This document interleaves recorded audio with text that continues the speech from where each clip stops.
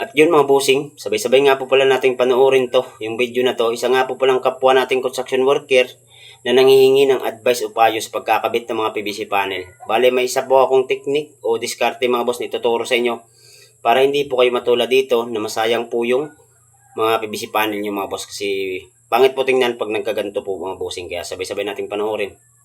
Tanong ko lang sa magagaling na mga installer dyan, tama ba itong ginagawa namin? Dahil kung sa nakikita nyo mga lods, nagkakabit kami ngayon ng PVC panel ng Kisame.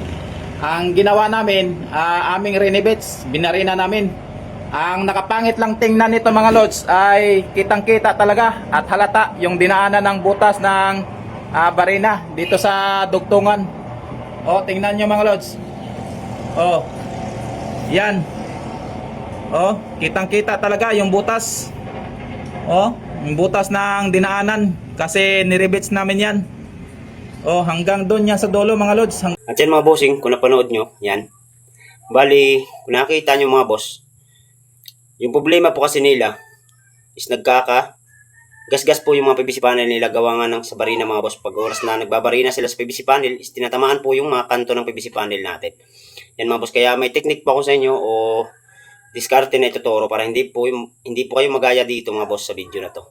At sana makatulong din sa nanghihingi ng advice dyan, yung diskarte na ituturo ko. Yan mga boss. Yan, bali may hawak tayo ditong drill. Yan, o barina mga boss. Papakita ko po yung diskarte na sinasabi ko sa inyo.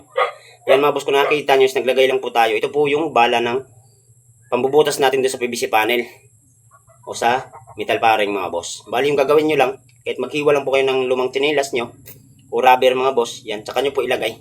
Yan mga boss, kung nakikita nyo.